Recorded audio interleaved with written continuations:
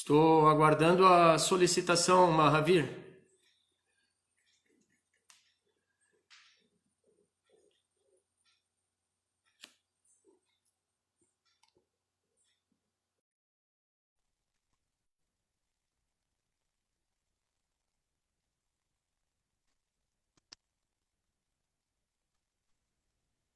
Pronto. Então estamos aqui dividindo tela já. Muito bom. É, muito bom, Mahavir, sua presença mais uma vez conosco. A Jagat Yoga e Ayurveda. Estamos aqui com mais uma aula muito especial. E antes de iniciarmos a aula em si, eu quero só fazer uma lembrança que amanhã nós temos o Ekadasi, né? A aula anterior de domingo passado foi sobre essa abordagem e amanhã é o Ekadasi, né? Então a gente fez uma postagem hoje, já no feed, no Instagram e também no Stories, inclusive também dando uma indicação literária, né, para as pessoas se aprofundarem um pouco mais, terem um pouco mais de compreensão do que é o Ekadasi, né? Então é isso, a nossa aula de hoje com o Mahavir, nós teremos a abordagem sobre o Vedanta, né? Que é um texto antigo, texto védico, né? Que traz, a partir do Vedanta, é que vem a divisão nos outros textos. Correto isso, Mahavir? Mais ou menos, a gente vai Mais ou explicar isso menos. também. Sim. Então, a origem dos Vedas em si não é o Vedanta, mas ele está contido em todos eles, nos textos, né? O Vedanta ele é justamente a essência de todas as escrituras védicas. Ele é Perfeito, a conclusão dos Vedas. Tá? Então, correto. o Vedanta ele foi escrito por Vyasadeva justamente com a intenção de esclarecer qual seria o principal ensinamento dos quatro Vedas. Correto. E dos E, também. perfeito. Então a gente quer, vamos começar então, né? Vendo as escolas, as diferentes escolas, as diferentes que concebeu, né, o Vedanta, né? Porque como a gente vê, existe muitos segmentos, né, do Vedanta original. E eu queria que você explicasse exatamente isso, as diferentes escolas e esse aprofundamento do Vedanta original, a origem realmente do Vedanta o mais autêntico, né? Claro. Uhum.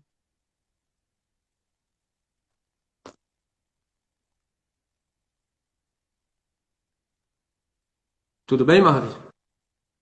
Sim, podemos começar? Sim, sim, podemos, claro. Bom, então, primeiramente, eu gostaria de oferecer as minhas humildes reverências ao meu mestre espiritual, Srila Bhaktivedanta Narayana Goswami Maharaj, que está aqui nessa foto nos abençoando.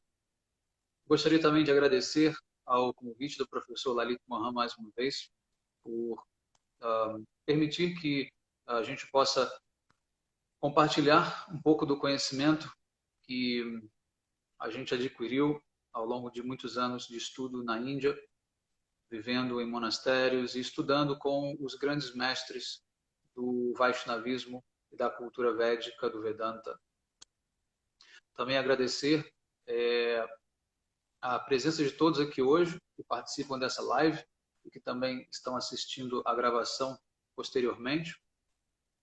E, bom, eu gostaria de dar início fazendo a leitura de um verso que é do Gopalotapani Upanishad.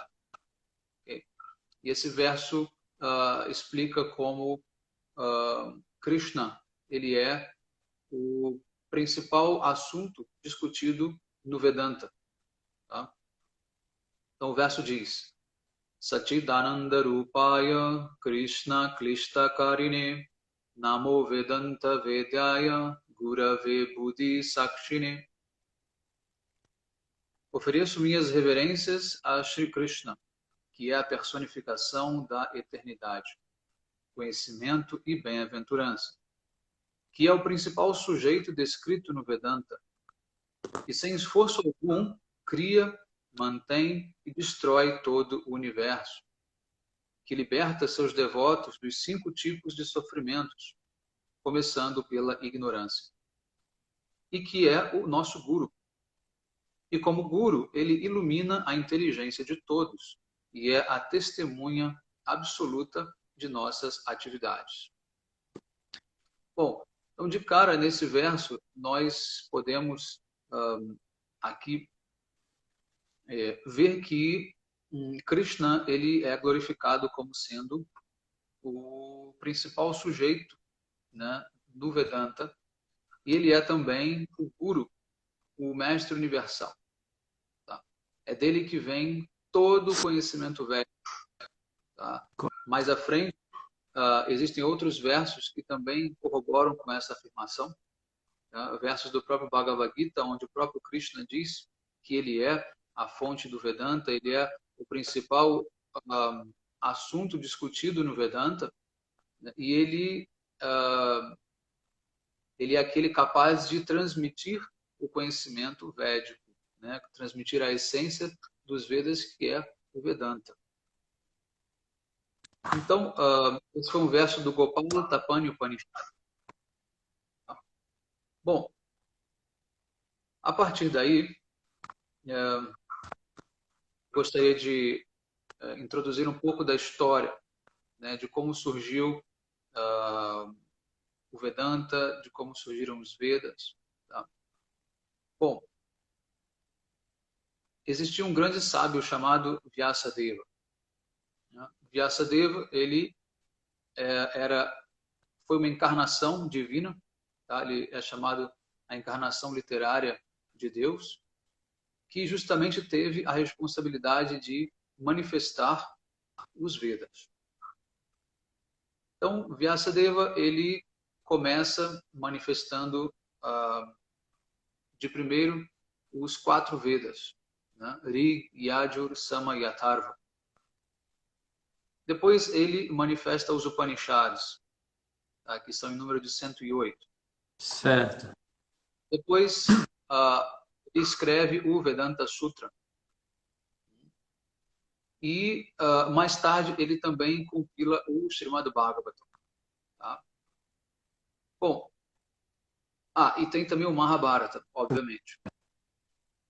Os 4 Vedas, eles basicamente descrevem sobre diferentes rituais, descrevem os hinos de glorificação, de invocação, né, dos deuses, né, enfim, para certos rituais, para trazer auspiciosidade. Né? Enfim, são uma descrição bem geral, né, de como viver em sociedade, os princípios da sociedade védica, enfim. Né? Então, depois, Vyasadeva, ele escreve também o Vedanta Sutra, que é uma linguagem bastante refinada, bastante erudita. Tá? E o próprio nome já diz, Sutra, que seria o quê? A forma condensada, né, em versos de um conhecimento que é muito vasto. Né? Um conhecimento que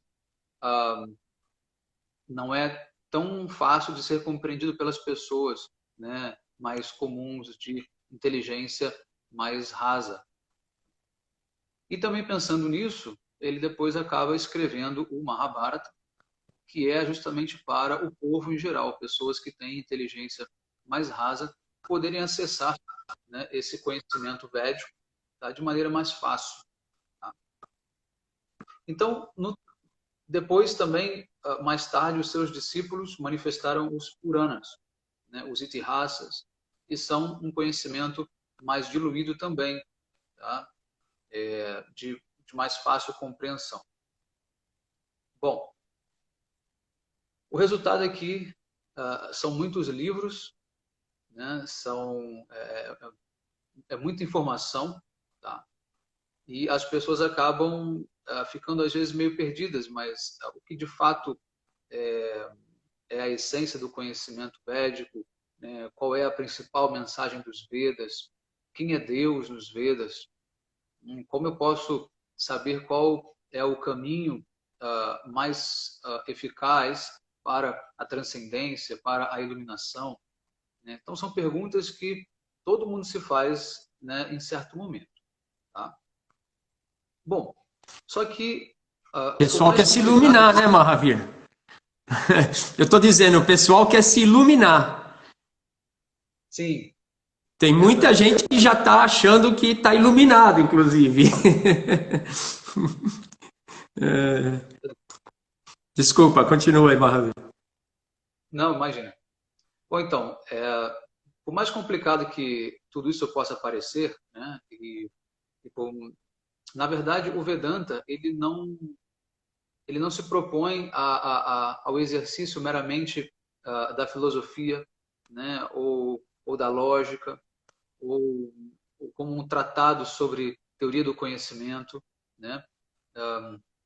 Na verdade, o Vedanta ele é acima de tudo, né, uma experiência direta, né, com Deus.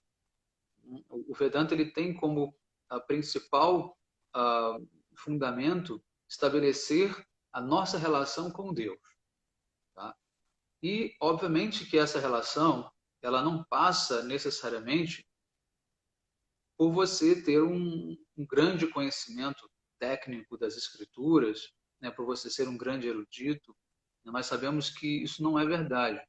Tá? Embora muitas pessoas acabam se valendo, né, desse artifício, né, Certo. da intelectualidade para muitas vezes se colocar numa posição de superioridade, né? E as pessoas de conhecimento mais raso, pessoas mais simples, muitas vezes acabam se intimidando, né, com essa atitude, né, de algum, né, grande intelectual, como se isso fosse algo determinante, né, para o seu sucesso na sua vida espiritual. E não é. Tá? Não é. O Vedanta, ele basicamente fala da devoção a Deus, né, do amor a Deus, do serviço que nós devemos prestar a Deus, né, que é o grande objeto, né, de conhecimento. Toda a existência, né, ela se manifesta através de Deus, ela é criada por Deus, e Deus então se torna o principal objeto, né, e foco dessa própria existência. Então, não tem como pensar em querer viver sem conhecer Deus. Então, um primeiro ponto que o Vedanta nos explica é que nós devemos questionar sobre a existência de Deus. Então, o primeiro verso, um dos primeiros versos, né, do Vedanta é Atato Brahma Jigyasa, ou seja, devemos questionar sobre a existência de Deus. Quem é Deus? Uhum. Como ele se apresenta? Quais são suas características? Né? Como eu posso me relacionar com Deus? Então, fazendo essa pergunta, você começa a dar sentido para a sua existência. Né? Não tem como pensar numa vida separada de Deus. Tá? Seja lá como você vai entender Deus, mas de pronto é necessário que você tenha pelo menos esse desejo, né, de se relacionar com Deus, de conhecer Deus. Tá? E o principal, professor, é que nós devemos ter uma certa, vamos dizer assim, uma certa inquietude, né, de não nos contentarmos com pouco, no sentido de, se alguém diz para mim que Deus ele existe, mas não pode ser visto, né? Deus existe, mas não tem forma, Deus existe, mas é apenas uma energia, você não tem como se relacionar com Ele, isso para mim não basta. Isso para mim é muito pouco. Sim. Então, devemos ter uma motivação de tentar entender, né, Deus na sua totalidade, né? Então, o que o Vedanta faz? O Vedanta ele nos ajuda, tá, a chegar a essas conclusões, tá, através do uso da lógica, né, através do uso das evidências, né, através da própria manifestação divina aqui na Terra, né, e assim por diante. Tá? Então, só para resumir, né, essa primeira parte, não é necessário você ter, né, um grande volume de informação, você ser um grande Conhecimento, de erudito, leitura, tudo, certo. mas o principal é que você tenha essa avidez, esse desejo no seu coração de querer conhecer Deus, amá-lo e servi-lo. Sim. Tá? Bom, portanto, o Vedanta ele então é a consumação, né, desse relacionamento eterno com Deus. Nós somos uma alma, a alma é eterna, e essa Perfeito. alma ela tem um desejo intrínseco de conhecer a sua origem. Tá? É conhecendo a origem que nós entendemos o quê? O fenômeno. Tá? Então, É por isso, então, a busca do autoconhecimento, a busca do eu ia falar autoconhecimento. exatamente isso. Oi? Eu ia falar exatamente isso. A busca do autoconhecimento se explica, então, com essa relação da alma, a alma e a mente, correto? Então, é exatamente esse o meu ponto, é sobre o autoconhecimento. Né? Como começa o autoconhecimento? O autoconhecimento, ele na verdade não começa consigo mesmo. Certo. Começa com a origem de mim mesmo. E essa origem é Deus. Então, para me conhecer, eu preciso antes conhecer a Deus. Correto. Então, de maneira equivocada, né, muitas linhas, digo, religiosas, filosóficas, enfim, elas dizem que conhecendo a ti mesmo, você conhece o todo. Porque Sim. nós somos uma parte do todo, nós somos um reflexo desse todo, então, portanto, conhecendo a mim, eu conhecerei o todo. Só que isso, na verdade, é um grande equívoco. Por quê? Porque eu não sou a causa do todo. Eu Com sou o certeza. resultado do todo. Sim. Então, é necessário conhecer a causa para depois conhecer o quê? O efeito, né? O E resultado. não temos nem a potência do todo, né? Não temos nada, somos uma partícula, vamos dizer assim. Eu sei que é até meio polêmico falar isso, porque muita gente fica se apegando muito a isso, né? A questão mesmo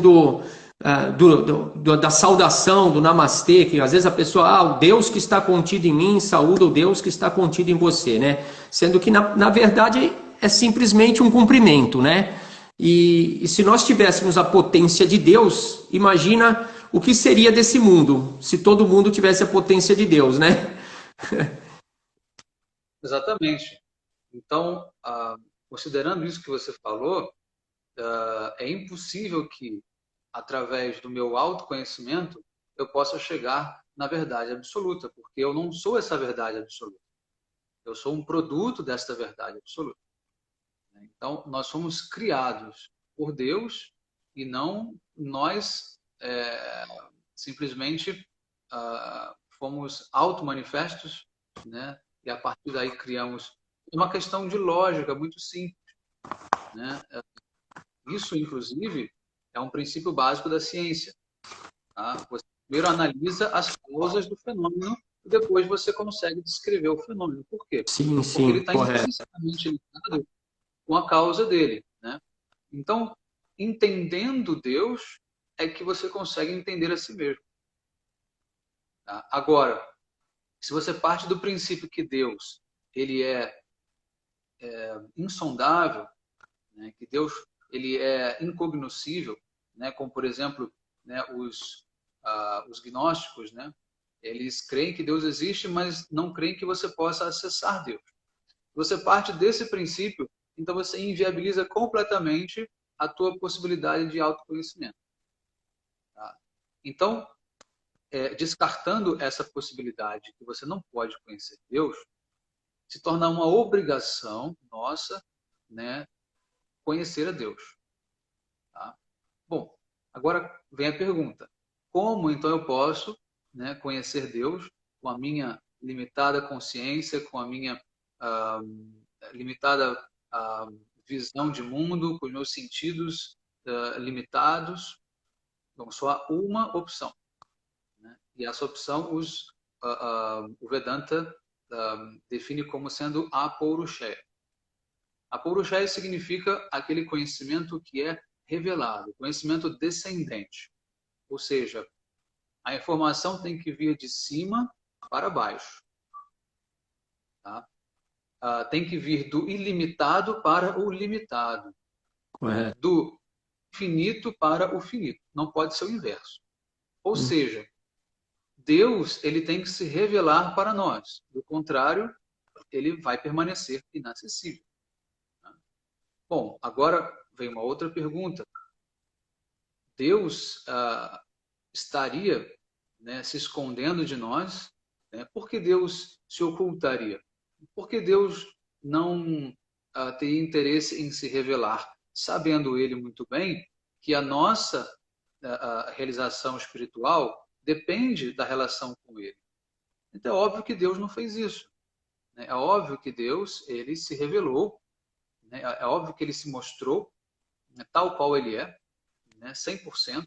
Sim, e de muitas formas, inclusive, né? Exatamente. E é isso que os Vedas apresentam para nós. Os Vedas apresentam quem é Deus na sua complexidade, tá? Inclusive manifestando diferentes aspectos de acordo com a capacidade de cada pessoa de enxergá-lo. Tá? Correto. Então, basicamente, Deus tem 3 aspectos. Tá? Um é o aspecto pessoal, né? Ou seja, Deus enquanto uma personalidade, dotado de várias potências, de várias qualidades, né? Atributos, que realiza diferentes passatempos, né? Ou atividades transcendentais, que é chamado de Bhagavan. Bhagavan. Temos também um outro aspecto de Deus, chamado de Paramatma, que é o aspecto que se localiza dentro do coração de cada entidade viva e dentro do átomo da existência material, de cada átomo, né, do universo material. Do universo. Esse é o Deus que também tem uma forma, tá, que também é uma personalidade, que tem a capacidade de ouvir, observar tudo aquilo que nós fazemos. Ele está como a testemunha, né, ocular, né, onipresente, né, espalhado por todo, né, o universo. Todo o universo. Ele é também, mas ele já não manifesta atividades transcendentais como passatempos, por exemplo. Tá? E ele também não interage conosco. Ele simplesmente observa. Tá? Então esse é o Paramatma, né, que é chamado de super-alma. Então, e a terceira manifestação de Deus é chamada de Brahman. O Brahman, ele é a efulgência, ele é o brilho, a luz que emana do corpo divino. Tá? E tem uma diferença também entre Brahman e Brahman, não é? Não existe essa diferença da deidade em si? Da potência? Você fala Brahma, Sim. O semideus. Sim, o semideus. Porque muita gente, eu estou dizendo, muita gente confunde Brahma, o semideus, com o que você está colocando agora, com o Brahman, né? Existe essa mistura, né? Assim como quando muita gente fala sobre Vishnu e Krishna, né? Que Krishna é uma origem de Vishnu, mas o próprio Vishnu é Krishna, né? E existe o pessoal fica meio que perdido, vamos dizer assim, né? Então, por isso que desculpa ter cortado, mas eu acho que é importante deixar claro esse ponto entre a deidade, a divindade Brahma e o que é a manifestação do Senhor Brahman, né? Isso, é verdade. Muita gente se confunde porque os nomes eles são muito parecidos, tá? Só que o semideus da Trindade, né, Brahma, Vishnu e Shiva, que é o criador do universo material, e o nome dele, o último A, ele é mais aberto, é Brahma. Correto. Enquanto que a efulgência do corpo de Deus, que é também um aspecto divino, o aspecto impessoal de Deus, é chamado de Brahma, com o último A fechado, Certo. certo? Então, esses três aspectos, eles são reais, né? E eles existem, né? Eles representam Deus, tá? Ou seja, existe também uma certa disputa, né, entre grupos que defendem que Deus tem forma e outros que Deus não tem forma. Correto. Na verdade, não existe essa disputa. Por quê? Qualquer uma dos lados está limitando Deus. Então, Deus ele tem que ter as duas coisas ao mesmo tempo, senão ele não seria completo. Correto? Então, para ser completo e onipotente, ele tem que manifestar esses dois aspectos simultaneamente. Então, Deus ele tem forma e, ao mesmo tempo, também não tem forma. Só que, dentre as duas, existe uma que é superior. E esta é o aspecto da forma. Por quê? Porque ela é muito mais completa, tá? E ela é justamente a origem do outro aspecto, Do outro que é aspecto. a efulgência, né? Como o próprio Krishna diz no Bhagavad Gita, que o Brahman ele é simplesmente aquele brilho que emana dos meus pés de lótus. Correto. O Brahman ele é como se fosse o brilho do sol. Se você não tem o sol, não tem como você ter o brilho. O brilho não existe por ele mesmo. Então você tem a fonte desse Brahman que é Bhagavan, tá? E é a suprema personalidade de Deus. Tá? Mas se você opta por adorar o aspecto impessoal, não tem nada de errado. Você pode adorar, meditar no Brahman, não é um erro isso, ao contrário. Tá? Ao contrário, temos grandes personalidades, né, descritas nos Vedas que têm essa prática, que são chamados os Gyanis. Né? São os Gyanis. Tá? São aqueles que cultivam, né, o conhecimento, a filosofia, como meio de comunhão com Deus. Ou seja, eles contemplam esse aspecto do Brahman através do conhecimento, através da filosofia. Tá? E assim eles se unem, né, até que eles podem alcançar, né, o estado do Brahman e se fundir nesta realidade do Brahman. Correto? Correto. Então aqui existe, na verdade, nenhuma dicotomia, não existe, na verdade, nenhum conflito entre as duas visões. Na verdade, elas são o quê? Complementares. Correto? Certo. Então, como eu expliquei, o primeiro verso do Vedanta Sutra é o Atato Brahma Jigyasa. Nós devemos perguntar, né, questionar sobre Brahma, sobre Deus.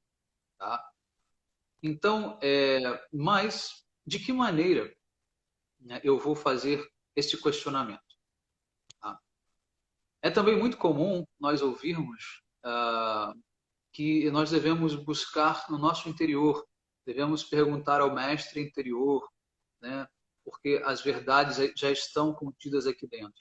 Sim. Bom, isso um tanto quanto perigoso, né, e assim um tanto quanto complicado, porque na verdade aqui dentro nós temos são as nossas limitações, né? Entre o nosso dentro e o nosso fora não tem muita diferença, né? Nós somos pessoas limitadas, né, pelos nossos sentidos, pela nossa inteligência, Sim. né, pela nossa capacidade de compreender a vida, tá? E é por isso que nós cometemos erros atrás de erros. É por isso que a nossa vida não é uma vida bem-sucedida. Então, se fosse natural, né, ter as respostas, né, com certeza a humanidade não estaria como está. Como está, né? Com certeza. É. Então, como nós podemos então obter essas respostas? Então, como eu expliquei, através da revelação divina, né? O processo do infinito se revelar para o finito, né? Ou Sim, seja, mas Deus. e tem muita gente que usa isso, o processo intuitivo ou perceptivo, ou o estado de atenção da mente, para se colocar nessa posição, né, Mahavir? Tem muita gente fazendo isso. A pessoa se colocando numa posição, num pedestal, porque ela. Outro dia mesmo eu tive notícia disso, assim, de que você faz sua meditação, tá? Faz que meditação? E sim, existem várias linhas de meditação. Procedimentos que as pessoas fazem meditativos. E aí a pessoa, num momento desse, ela tem uma, vamos dizer, uma clareza mental, né? E ela se coloca como um iluminado, né? Ela se põe como uma pessoa que, nossa, partindo desse pressuposto que ela tem Deus no coração, né? Que Deus que ela tem Deus no coração, não, que ela é uma parte desse poderoso, né? Do Deus Todo-Poderoso. Então isso é bem complicado mesmo. Pior é quando as pessoas acham que elas mesmas são Deus. Sim, sim. É isso que eu estou querendo dizer. E, São e gurus, né? esse, e isso, na verdade, é um desvio, né, da filosofia do Vedanta. Infelizmente, existem vários grupos, né, do chamado Advaita Vedanta, tá, que é o Vedanta que foi compilado por Shankaracharya, tá, que prega a igualdade da alma, né, em relação a Brahman. Né? Então, o que Shankaracharya fez? Shankaracharya, ele compilou alguns versos, tá, dos Upanishads Dos Upanishads. e selecionou algumas linhas desses versos e criou, né, os seus Mahavakyas, famosos Mahavakyas. Tá? Então, esses Mahavakyas, eles são como a essência da filosofia de Shankaracharya, né, a partir do Vedanta. Tá? Correto. E ficou mais conhecido como Dvaita Vedanta. Tá? Advaita significa aquele que é não dual, né? Ou seja, não existem dois objetos, existe apenas um objeto. Um objeto. Ou seja, entre eu e Brahman, né, não existem dois objetos, apenas um objeto. Ou seja, eu sou o próprio Brahman. Ok? Então, um dos principais aforismos de Shankaracharya é Aham Brahmasmi. Eu sou Brahman. Tá? Ou seja, Então, foi a partir dele que vamos dizer assim, se subdividiu o Vedanta original, é isso então? sim, E criou-se essa nova linha, esse novo pensamento a partir dele, né? Ele foi lá, copilou e criou esses Mahavakyas, né? E a partir daí teve um outro segmento, o Vedanta, que é o que a gente tem visto muito comumente, né? exatamente. E acabou se tornando mais popular do que o Vedanta original. Né? Por quê? Porque ele é muito apelativo para o falso ego, né, das pessoas. É muito bonito você ouvir que você é Deus, né, que você é o Brahman. Uhum. Imaginem só, nós, seres extremamente limitados, né, cheios de defeitos, cheios de falhas, cheios de pecados, Sim. né, com dificuldades tremendas na vida, né, cheios de fracassos. De repente vem alguém e diz para você: não, esquece tudo isso, você é Brahman. Você é Deus, você tem Deus no coração, então você transcendeu, iluminou. Só que você ainda não descobriu isso, mas o dia que você descobrir, você vai, né, entender, né, a sua verdadeira natureza como sendo branco. Mas a coisa não é bem assim. Né? Então, o que Shankaracharya fez? É importante explicar isso, porque Certo. os que Shankaracharya retirou, eles foram colocados fora de contexto. Tá? Não é que os Upanishads disseram isso, Aham Brahmasmi, Tattvamasi, né? Ou seja, você é esse Brahma, né? Sarvam Khalidam Brahma, né? Todo conhecimento, né? Brahman está em toda parte, né? E depois Pragyanam Brahma, né? Certo. Todo conhecimento é Brahma, né? E depois tem também Ayam Atma Brahma. Isso que Atman você está Brahma, citando, esse que você está citando são os Mahakriyas, é isso? Mahavakyas, isso, Mahavakyas, desculpa, os Mahavakyas, correto. isso. E tem na verdade são 7 Mahavakyas, né? O Certo. último, o Brahma Satyam Jagannamitya, ou seja, Brahma é real, né? E o mundo material é irreal. Tá? Então, eu tenho aqui, né, a referência desses versos e, na verdade, eles têm um contexto, tá? Eles têm um contexto que mostra que, na verdade, o significado atribuído, né, a eles por Shankaracharya não é o correto. Tá? Então, eu vou dar Certo. um exemplo aqui. Por exemplo, o Mahavakya Tattvamasi, okay? Que diz, né, na visão de Shankaracharya, que você é esse Brahman, né? Ele foi tirado do Chandogya Upanishad, ok? E o verso completo, né, com o restante, né, que faltou, dá o seguinte significado: é nele que tudo repousa, tudo vem dele. Ele é a realidade suprema. Ele é a pessoa suprema. Você é igual a ele. Ou seja, em que sentido, né, ele quis dizer que você é igual a ele? Ele quis dizer que você também é espiritual. Você também é transcendental. Mas ele disse bem claramente que ele é a pessoa suprema. Então, o verso Correto. diz que a Brahman é a pessoa suprema, ou seja, é uma pessoa. Quando ele disse que Brahma é uma pessoa suprema, primeiro ele já disse que Brahma, na verdade, tem forma, né? Brahma não é sem forma. Brahma, aqui, o significado de Brahma, tá? É porque o sânscrito ele é muito volátil. Tá? Então, aqui, Brahma significa a suprema personalidade de Deus. Tá? Ou seja, você é igual a ele porque você é uma personalidade divina. Ou seja, a tua alma é uma personalidade também divina. Entende? Mas ele é a pessoa suprema. Tá? Então tem um outro verso do Chandogya Upanishad que ele extrai o verso Sarvam Kalidam Brahma. Ou seja, tudo é Brahma e tudo vem de Brahma. Né? Só que o verso, ele continua, ele é um verso muito longo, né? Eu não vou ler tudo aqui, Sim, tá? sim. É um verso muito que ele diz, entre outras coisas, que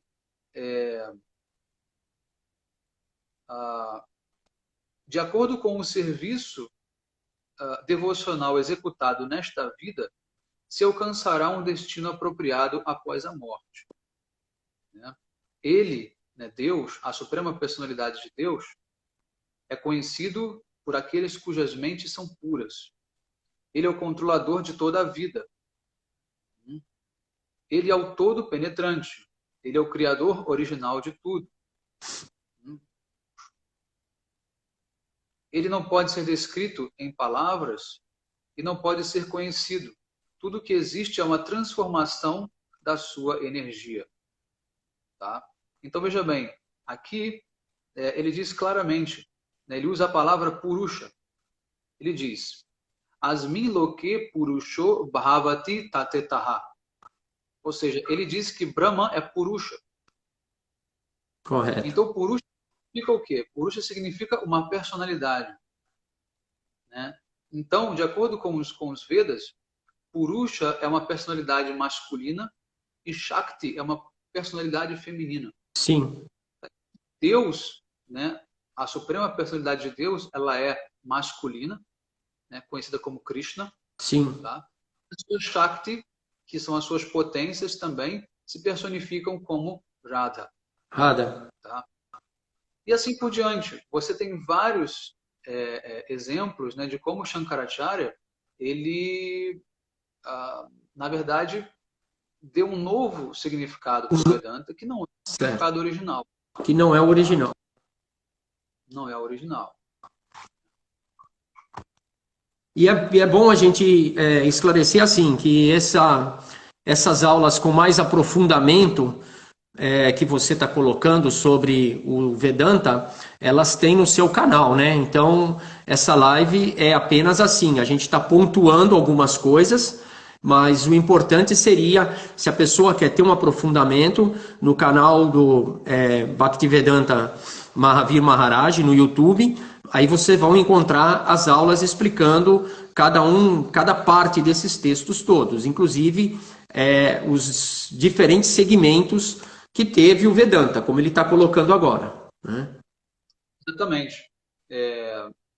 Isso é um curso, na verdade, bastante longo.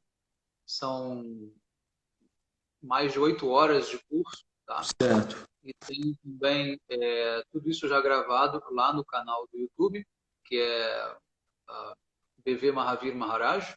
Certo. E convido a todos vocês a conhecerem esse curso. É muito importante vocês terem o contraponto, né, do convencional, que hoje é apresentado, né, como sendo o Vedanta da escola Advaita.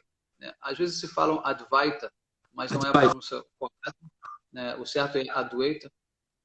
E é muito importante entender que o Vedanta ele tem fundamentos bem claros, né? Fundamentos bem claros, e ele traz exatamente, né, essa possibilidade de conhecer, né, aquilo que é aquilo que está além dos nossos sentidos materiais. Correto. Então, como eu expliquei, ou Deus se revela para nós, ou não há qualquer possibilidade de nós entendermos Deus por uma mera análise interior de nós mesmos. Não há qualquer semelhança, né, entre uma coisa e outra. Né? Perfeito. Então, eu gostaria agora, professor, para a gente começar a encerrar aqui, isso que eu quero.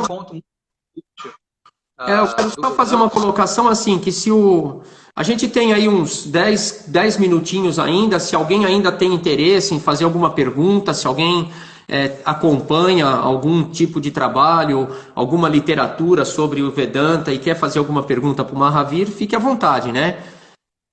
Pode continuar, Mahavir. Claro. Bom, um outro ponto muito importante do Vedanta é a relação com o Dharma. Certo. Cada um de nós tem um Dharma. Esse Dharma, ele tem dois aspectos. Um é o Dharma do corpo e o outro é o Dharma da alma. Da alma. O Dharma do corpo é o Dharma que ele se refere ao nosso nascimento. Ou seja, o nosso contexto, né, social, ele exige de nós, né, diferentes dharmas. Tá? Então tem a ver com o fato de você ser homem ou ser mulher, ou você ser um kshatriya, um vaishya, um shudra ou um brahmana, ou ser um sannyasi. Enfim, né, cada um escolhe aquilo que prefere para viver socialmente. Seria legal esclarecer essas nomenclaturas que você deu, né? Que isso dentro da nossa sociedade ocidental corresponderia ao governo, à situação econômica, né? Seria interessante esclarecer isso. Vaishyas são os comerciantes, kshatriyas são os guerreiros, os militares. Sim. Shudras são os trabalhadores braçais e brahmanas são os sacerdotes. Correto. Então, cada qual tem, né, a sua aptidão, o seu talento, né, e manifesta isso. Mas o mais importante é conhecermos o nosso Dharma da alma. Né? Se a alma ela existe e ela foi feita à imagem e semelhança de Deus, o que significa isso? Significa que ela tem a capacidade, né, de amar e de servir a Deus, né, tanto quanto ele tem de nos amar e de nos servir também. Correto. Isso é o que a gente chama de Bhakti Yoga. tá? É o Dharma do serviço devocional, né?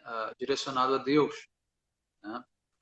Então, é importante notar que todos buscam o amor, né? Todos buscam o amor. Qualquer entidade viva, não só o ser humano, né, busca o amor. Qualquer entidade viva, ela responde de maneira positiva ao amor, né? Ou seja, o amor ele é um fator muito importante, né, no desenvolvimento, né, de cada um de nós. Tá? Então, aonde nós poderemos encontrar, né, esse amor que seja perfeito, que seja eterno e que seja incondicional? Somente em Deus. Somente em Deus. É impossível que nós consigamos encontrar esse tipo de amor no mundo material, com as pessoas do mundo material, ou até com outras entidades vivas, como animais, etc. Isso é impossível. Então, a satisfação plena da alma, ela só vem quando ela estabelece essa relação com Deus. É impossível que a alma se satisfaça nela mesma. Muita gente diz que muita gente busca, né, esse estado de autossatisfação, né, por si mesmo, né? Só que isso é uma grande contradição. Por quê? Porque o amor, ele o verbo amar é um verbo transitivo, ou seja, ele requer aquele que ama e aquele que é amado, Sim. né? Ou seja, um sujeito e um objeto. Então, você não pode amar a si mesmo nesse absoluto, né, do ser, porque o amor simplesmente se esvai. Quando você é o sujeito e o próprio objeto, esse amor se perde, porque o amor precisa ter, né, aquele que ama, aquele que é amado e principalmente o serviço. O amor ele se manifesta na ação do serviço. Sim. O amor não é simplesmente um sentimento. O amor ele é uma ação. Tá? Então, você não tem como refletir isso para você, única e exclusivamente. Tá? E isso também pode ser remetido para a ideia de que se nós somos Deus, né, e vamos nos fundir, né, em Deus, o amor também desaparece. Então, o amor ele só é possível permanecer se há uma separação. Tá? E aí é que vem o significado da palavra yoga. Né? Na outra live eu expliquei um pouco sobre Sim. isso. Né? Yoga significa unir, mas unir não significa fundir, né, ou Fundir, misturar. Né? A palavra fusão em sânscrito significa sayuja. Quando você quer se fundir no Brahman, isso significa sayuja mukti, a liberação de fundir-se no Brahman. Tá? Só que nem mesmo essa fusão no Brahman, ela significa também a perda da sua própria individualidade. Tá? certo. Mas enfim, o fato é que yoga significa unir, ou seja, 1 mais 1 é igual a 2, não é igual a 1. Então, quando você une para quê? Para fazer o serviço, né? Para servir. E esse Certo. serviço ele é a expressão do amor. Não existe amor contemplativo. Né? O amor ele tem que se transformar numa ação, senão ele não é amor. Tá? Correto. Então, o amor é a necessidade de você dar prazer e satisfação para aquele seu ente querido, né? Para você cuidar e elevar, né, a bem-aventurança daquele que você ama. Essa é a função do amor. É você aumentar a felicidade daquele que você ama. Então, o princípio do yoga, né, e principalmente do Bhakti Yoga, é exatamente esse. Sim. Fazer com que O a aspecto felicidade... devocional é que caminha para isso. A devoção em si, o aspecto devocional é que é o caminho para isso, né? Exatamente.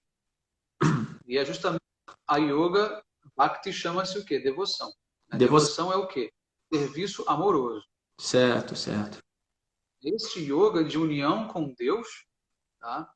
Que você pode conquistar através do Bhakti Yoga, que é exatamente a essência do Vedanta. Tá? Então, Correto. só para a gente fechar aqui, eu gostaria de citar aqui um pequeno verso, e justamente exemplifica isso, né? O que é a essência do Vedanta? Justamente essa devoção, esse amor por Deus, né? Que é um verso do Bhagavad Gita, né? Que Krishna diz: pode-se compreender a suprema personalidade de Deus como ele é apenas pelo serviço devocional.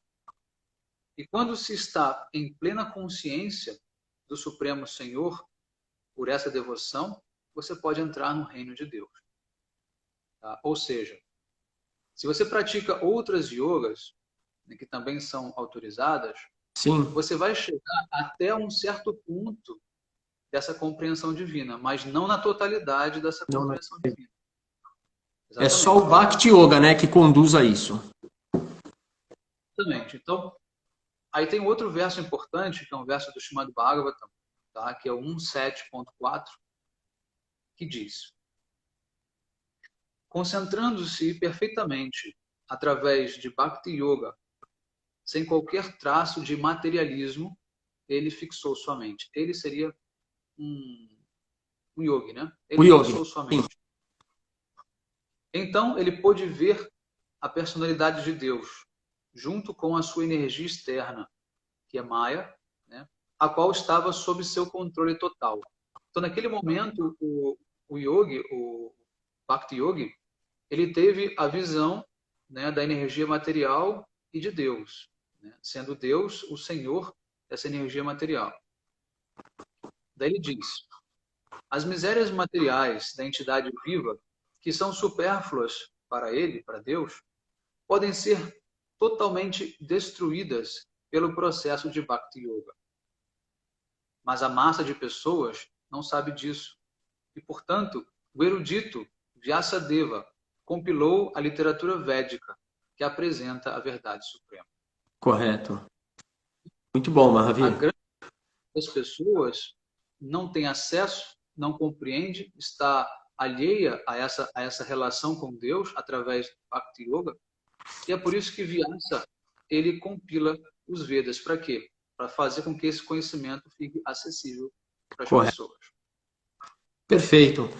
Nós estamos com um tempo bem estreito mesmo, já está quase no final. Mais uma vez, a gente está trazendo, né, essas lives com o Mahavir, que é exatamente com esse propósito, né?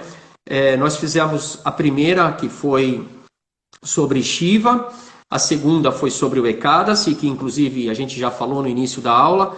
Amanhã é Ekadasi, tem uma postagem no meu Instagram, no feed, sobre Ekadasi. E hoje um pouco sobre o Vedanta. E como o Mahavir disse, são textos enormes, muitos livros de estudo, né? Ele tem no canal dele um curso sobre o Vedanta, é aberto, não é cobrado, diferente de muitas dessa outra linhagem do Vedanta que põe um patamar de superioridade para ensinamento do Vedanta, sendo que o Vedanta é uma coisa revelada, né? Então, como todo mundo sabe, os Vedas é revelado. Você não pode pegar uma coisa que foi revelada por Deus e sair comercializando ela, né, aleatoriamente, né? E aí vem de encontro, inclusive, né, essa questão desses falsos gurus, dessas pessoas que estão arbitrariamente usando um texto sagrado para se propagar, né? Então, esse é o objetivo da Jagati, com as palestras com o Mahavir, e eu quero já antecipar que no próximo domingo nós vamos estar falando sobre um tema que vai ser muito polêmico, e conversamos antes e refletimos um pouco a respeito disso, mas o objetivo é esse: está todo mundo em casa, está todo mundo assimilando um monte de conhecimento, um monte de informação, mas tomem cuidado com essas informações. Tem muita gente se fazendo passar, vendendo coisas que precisa pesquisar, né? Precisa ir atrás de informação, precisa agir com coerência, né? Então, a próxima abordagem da nossa aula, nossa live, vai ser sobre a nova era, né? Vai ser sobre vamos dizer assim, está se formando também uma pandemia mental de pessoas com essa situação da nova era, né? E misturando tudo. Então, é sobre isso que nós vamos abordar na próxima aula, na próxima live, que vai ser assim, vai realmente surpreender muita gente. Tem gente achando que a nova era é agora, né? O último manifesto dela foi por final dos anos 70, mas sabe-se que ela já vem, é milenar, né? Sempre tem alguém trazendo a nova era, né? À tona a nova era. Exatamente com esse objetivo de ganhar seguidores, vamos dizer assim. Mahavir, temos menos de um minuto, hein? Eu quero agradecer mais uma vez, né, pela sua disponibilidade e pela sua sinceridade, né, em apresentar para os seus alunos o conhecimento original, autêntico, né, por mais que ele não seja muitas vezes embrulhado, né, num papel muito bonito, né, mas enfim, a verdade ela é muitas vezes dura, né, muitas vezes ela acaba não sendo aquilo que a gente esperava, né? Mas é importante sempre buscar a verdade acima de tudo. Correto. Isso é importante. Esse é o grande objetivo mesmo, porque a gente vê por aí uma coisa muito misturada, né? Porque mistura tudo, meditação, mistura yoga, mistura isso, e as pessoas acho que assim precisam ter o conhecimento mais limpo, mais claro, principalmente se tratando de uma revelação divina, se tratando de coisas tão profundas assim. Agradeço mais uma vez, Mahavir, e vamos lá para a próxima. Nos preparar para a próxima, que essa vai ser boa. Tudo de bom, Mahavir. Um grande abraço. Estamos nos segundos finais. Dandavats. Pranamas, Mahavir. Hare Guru.